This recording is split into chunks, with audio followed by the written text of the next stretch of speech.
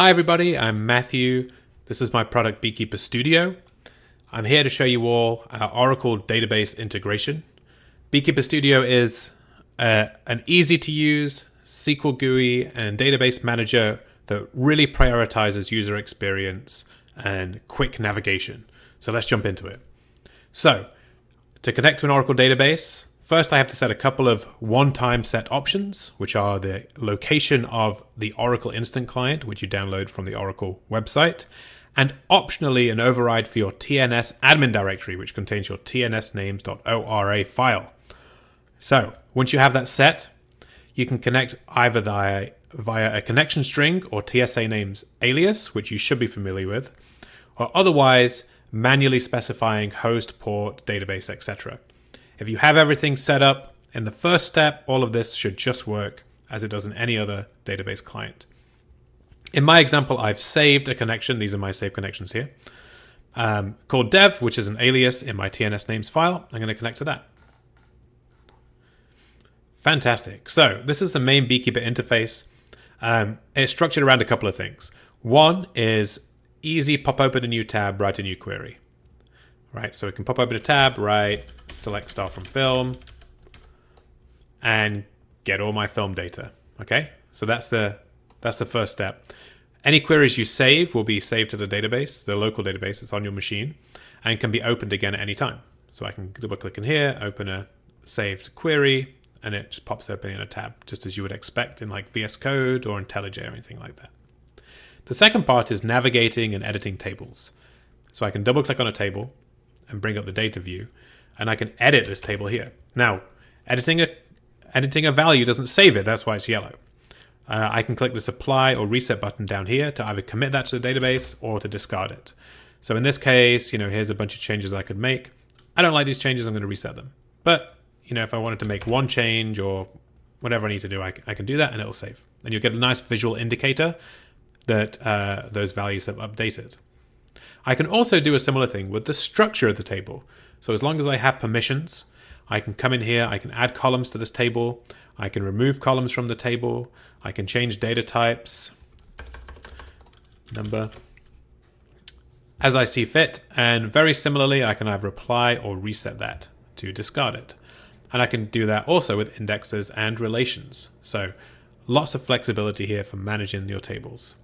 If you need to create a new table, you can click this little plus button on entities, and this works like basically the same way. You can create new columns, delete them, change the type, set nullable, default values, etc. Let's get rid of that.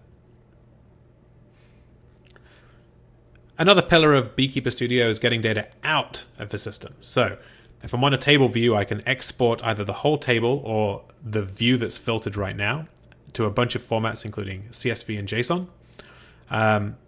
I can also export the results of my query, either by just kind of copying a row or by downloading the whole result set to a range of formats here. So lots of ways to get data out of the system too. Now, one of the things I find difficult when working with a database is kind of keeping track of everything, right? So if I'm working on a really big query with a lot of complexity and I have 2,000 tables, then it's easy to lose track. And you might have seen I already had some tables pinned here, and that's kind of another feature, is finding and then organizing your tables. So I can pin the film table, I can pin the reviews table, they stay at the top. I can look at their schemas without having to dig through 2,000 tables. But if I need to find a table, I have another option. I can filter, which will filter this entity list. Or if I'm on any screen here, it doesn't matter where I am, I can press Control P, and it'll bring up the quick search. And from here, I can search both saved queries and tables. So if I type reviews, I can see that I have my review queries as well as the reviews table. If I hit enter, it takes me to the reviews table. If I hit Control Enter, it takes me to the structure view. So I can navigate through all these screens without ever having to leave the keyboard. Now, that's the main runaround of the system. It's designed to be pretty friendly and straightforward. There's another aspect to this, though, that I want to touch on, and that is visualizing results. So here I have some user reviews for movies. And, this data's fine, right? I can kind of see this and read it and understand what's happening. But in reality, there's better ways to display this information. So this star rating, for example, is a really obvious candidate. Now, Beekeeper has something called query magic. So I can say, if I give my column an alias, and I'm going to call this stars, but I'm going to say I want it to be formatted as stars, and it's stars out of 10. I just change my column alias, and Beekeeper formats the result column exactly to my specification. So this is really out of 5, so let's change it to 5. And we have loads of these. Like, these are really fun, honestly. They're just a really nice way to just spruce up your table. It allows you to more easily grep kind of what's going on. Let me show you another one. So customer email, let's say we want to format that. And we want to format that as an email. So if I say format email, it'll make this clickable. If I click this email, maybe this is a customer I want to reach out to, it'll open in my email client. This works with URLs as well. So, and there's a whole bunch of these. There's progress bars, there's URLs, there's images. I encourage you to come in and play around with them and have some fun.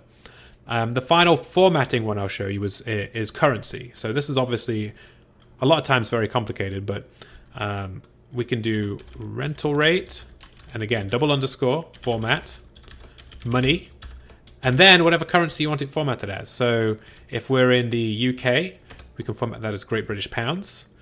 If we're in another country, we can use all the different currencies available. So lots and lots of options here.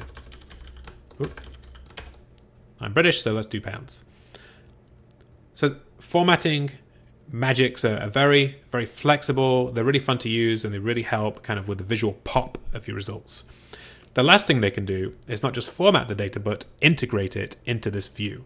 And this is my favorite part of query magics. So we have a film ID here. Well, that relates to a film, so let's link it to the film. So we want to say as film, go to Beekeeper film. Boom. Now this is a link to film number 5 in the database, and it pops it open in a new tab just like that, and even gives you a little indicator at the top.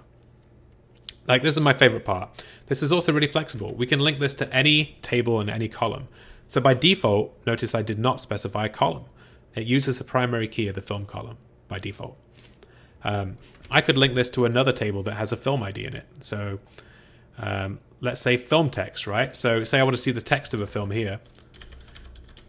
Film text, double underscore, I can choose the column to link it to. So now it'll link to the film text and filter by film ID equals 5, right? In this case, there's no data in this table. But it's really flexible, so you can link not only to tables using the primary key, but to any other table in the database with any other filter you like. So this is by far one of my favorite features. Anyway, this was meant to be a whirlwind tour of Oracle database support in Beekeeper. I'm really proud of it. I hope you are. I hope you are too. I hope you enjoy using it.